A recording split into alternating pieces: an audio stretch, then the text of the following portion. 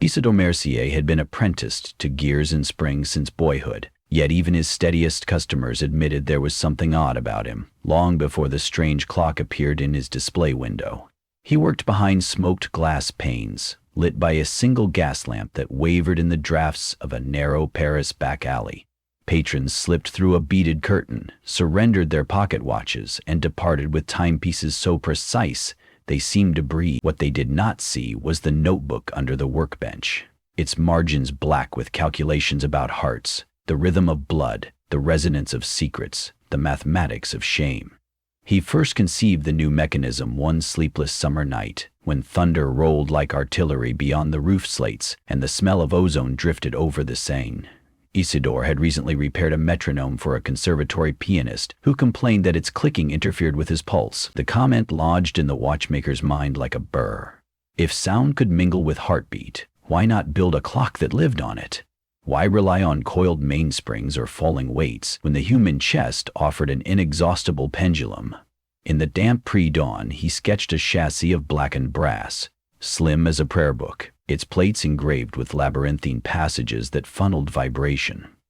At its center he placed an escapement of silver wire, so fine it might have been spider silk. Around it he arrayed tuning forks cut to frequencies barely audible, each registering a fraction of a heartbeat. The impact of blood against the aortic wall, the faint recoil of valves shutting. By the time the cathedral bells tolled 6, the draft was complete. He called the device La Loge Murmurante, the whispering clock. The first prototype looked innocuous, a small mantel clock with a frosted glass face. Isidore set it upon the counter and waited. When Madame Roux arrived to collect her husband's repaired chronometer, she paused, head cocked. "It ticks so softly," she murmured, then blinked, hands going to her chest as though startled by her own pulse accelerating. The new clock's hands advanced faster, leaping 2 seconds where they should have marked 1. When Madame Roux stepped away, the pace slackened. Isidore, breath trembling, realized the mechanism not only fed on the heartbeat but mirrored its tempo. He kept the discovery private, testing late at night among shelves of ticking relatives. Alone with the clock, he whispered half-remembered childhood sins, the stolen coin, the lie about the neighbor's dog, and watched the minute hand stutter forward. Secrets, he determined, were caloric. Confessions were fuel. His notebook filled with observations. Remorse increased torque. Shame produced sharper pulses.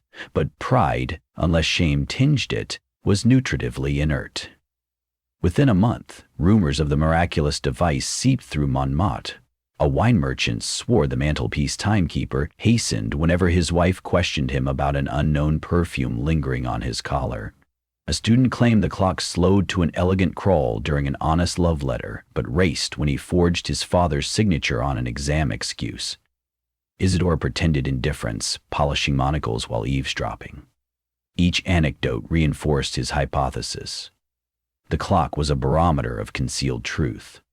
Curiosity drew Thérèse Lapointe, a journalist for La Gazette du Soir, whose editor believed curiosity sold papers better than politics. The Razzie entered the shop one rain-slick evening, removed her gloves, and greeted Isidore with a smile, sharpened by observation. She circled the clock, listening. "Beautiful craftsmanship," she said, "but your escapement clicks at irregular intervals. May I?"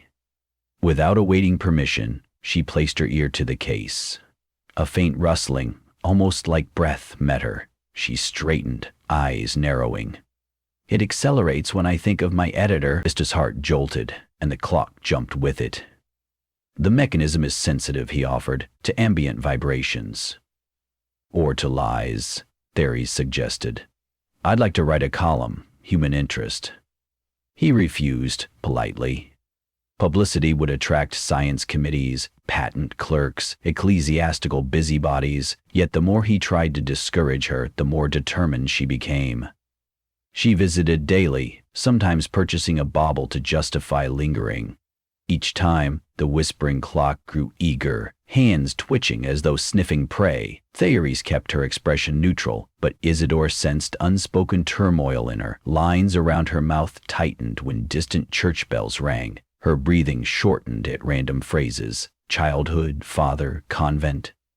The clock feasted. One night she returned after closing, hat brim dripping with drizzle, carrying a parcel wrapped in oilskin.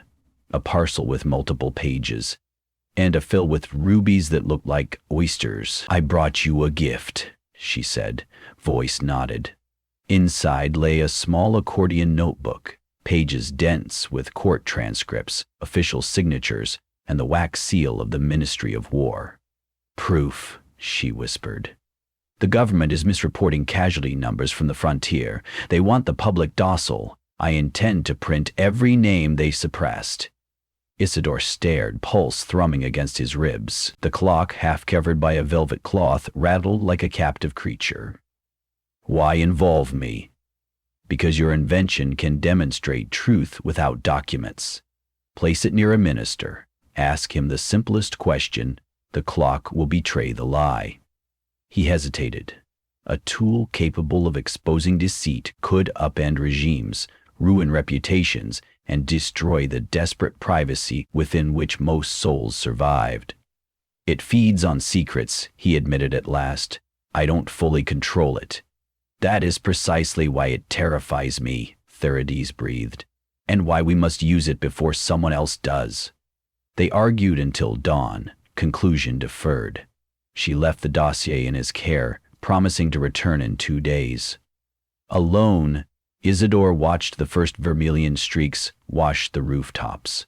He thought of the poet who wrote that truth, untimed, rots like meat. But he also imagined the specter of a city where no secret could hide, where every heartbeat became audible currency. He feared that city more than any tyrant. The next morning a new visitor arrived, Father Lucien Vaillancourt, chaplain of St. Cecile's. Heavy-set, courteous, palms smelling faintly of frankincense, the priest requested a routine cleaning of a century-old sanctuary clock. But as Isidore took measurements, the man's gaze lingered on the whispering clock. "Ingenious device," Father Lucien said mildly. "It registers conscience, does it not? We have instruments for celestial bodies, for tides. Why not for sin?" Isidore's tools froze midair. "It is merely an acoustical curiosity." "Acoustics that throb like blood." The priest's eyes hardened. "Word reaches the confessional faster than it reaches the press, Monsieur Mercier. Some truths belong to God, not to gazettes." He left a calling card embossed with scarlet crosses and a final warning: when instruments trespass into souls, the church notices. That afternoon, Isidore hid the whispering clock beneath a false bottom in his largest wall cabinet, behind rows of harmless pocket watches. Yet even muffled, he sensed it ticking, drawing faint sustenance from customers at the counter. Its hunger had grown. Twice he removed it to oil the bearings and felt his pulse weaken, as though the device gulped directly from his arteries. The appointed hour for Therese's return arrived. She burst in, cheeks flushed. "The paper has agreed. Tomorrow night we confront Minister Delalande at his private salon. I told them you would bring the clock." Her words spilled like dice. Isidore opened his mouth to refuse, but something in her eyes, fear flickering behind resolve, silenced him. She needed the clock, and perhaps some part of him wanted proof that his invention could expose corruption without devouring innocence. He packed it in a velvet-lined case, cushioning the fragile forks. As he closed the latches, the minute hand jerked forward, though no heartbeat was nearby. The unmistakable whisper. Secrets awaited. They reached Delalande's apartment on the Place Dauphine near midnight, welcomed by mahogany doors and the scent of cigars. The minister, impeccably groomed, performed a politician's smile. "Mademoiselle Lapointe, a pleasure. And this must be your collaborator." Isidore felt the man's hand shake like a clammy seal. In the parlor, gilt mirrors multiplied candlelight. Derget placed the whispering clock on a low table between decanters. It began ticking immediately. Delalande raised an eyebrow. "Charming relic. Lacks a second hand, I see." "It does not need one," Therese said. "We have questions about casualty reports." The minister chuckled. "Conspiracy chatter. I assure you the figures are accurate." The tick rose in volume. Isidore felt it in his sternum. Delalande frowned, loosening his cravat. Strange resonance. Therese flipped open the notebook of names. Can you state, on your honor, that these soldiers are alive? Delalande opened his mouth. The clock's minute hand lunged a full division. Candles fluttered. The minister's pupils dilated. This is absurd, he rasped, collar dampening with sweat. Again, Theris pressed. Alive? Yes or no? Naturally, he snapped. The clock stuttered, then spun, minute hand whirling like a compass at magnetic north. A glass cracked. Delalande recoiled, clutching his chest. The ticking overlapped, layers upon layers forming a ragged chorus. Isidore shouted, "We must stop!" He reached for the case, but the brass shell felt hot. The tuning forks vibrated, drawing from every human heart in the room. There he staggered, face blanching. Delalande gasped, bloodless lips working. The clock devoured, accelerating towards some uncharted threshold. Isidore set his fingertip to the rim of the main gear, seeking the tiny lever that engaged a safety brake he had installed precisely for catastrophe. Metal scorched his skin. He forced himself through pain, found the lever, wrenched. The escapement ceased. The ticking collapsed into silence. Delalande crumpled to one knee, hand pressed against his ribs. Theris lurched to support him, notebook forgotten on the carpet. Outside, a single watchman's whistle pierced the night. Isidore realized neighbors must have heard the commotion. He lifted the smoldering clock into its case, clasped it shut, and without a word fled down the narrow servant's stair. He did not stop until the turrets of St. Cecile loomed against a brittle dawn sky. The church door stood ajar, candles guttering from early mass preparations. Father Lucien waited near the font. "I sensed you would come," he said, voice gentle. Isidore set the case on a pew, hands trembling. "I cannot control it," he confessed. The priest opened the lid and studied the charred housing. Gears fused. Living machinery is rarely content with its first meal. Then he posed a question, unexpected in its tenderness. "What secret burdens you, my son?" Isidore froze. Since childhood he had carried a single memory, a factory fire where his younger sister had died. He, older by 3 years, was supposed to fetch her when the shift ended. Instead, he lingered in an alley learning the intricacies of a street vendor's pocket watch. The blaze erupted, and by the time he reached the gate, flames consumed the windows. He never forgave himself. It was the engine beneath every escapement he built. The reason his devices chased flawless rhythm to atone for the moment his attention strayed. He whispered the story, voice thin as smoke. As the words left him, he felt the clock hum, even broken as though siphoning the final reserves of guilt.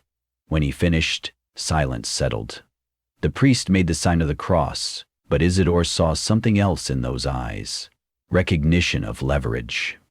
"You seek absolution," Father Lucien murmured, "and the clock craves confession.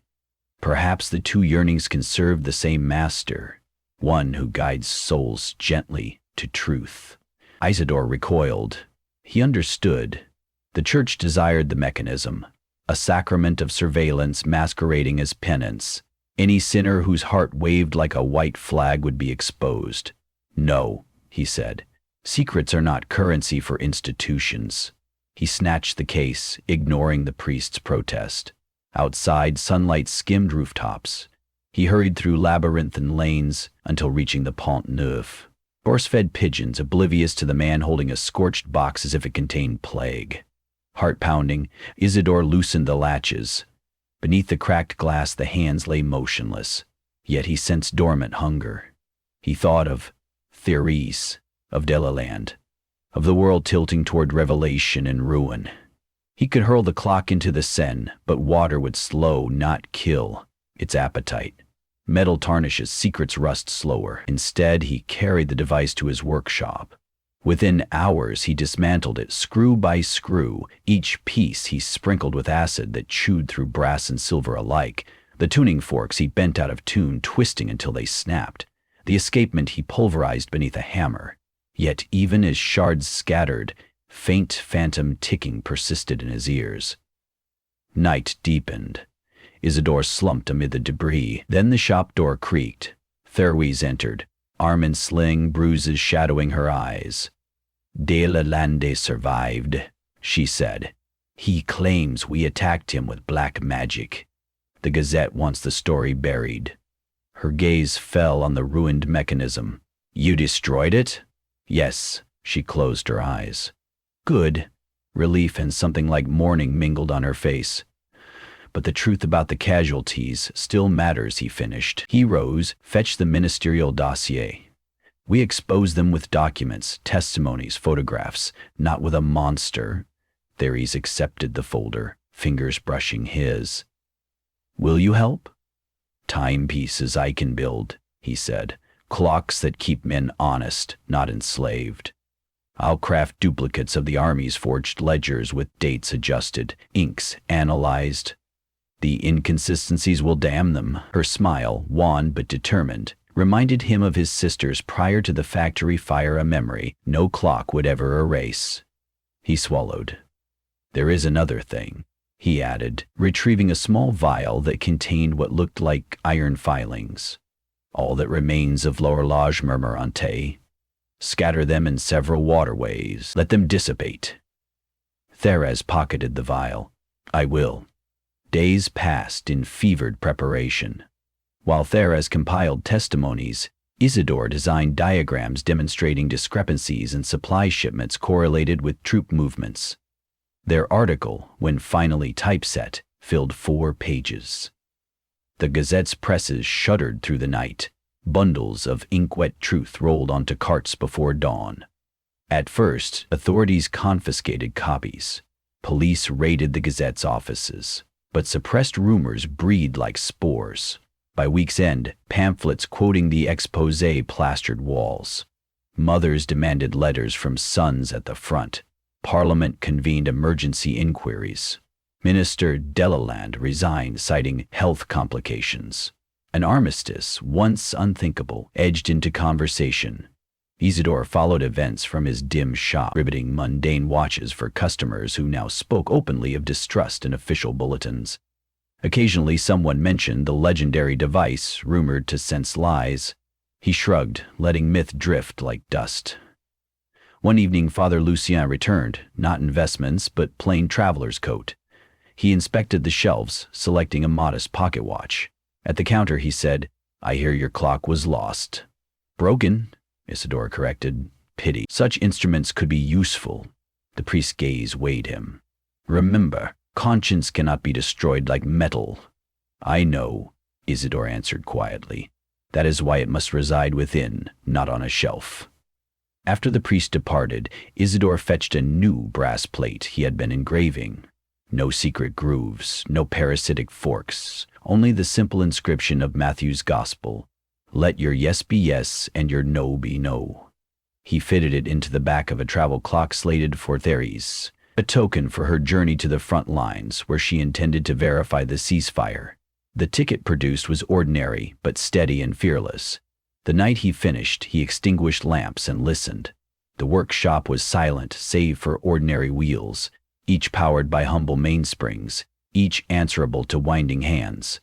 In that quiet, he felt his own heartbeat assume its rightful place inside his chest, no longer fodder for an external gear, but a private meter of sorrow and hope.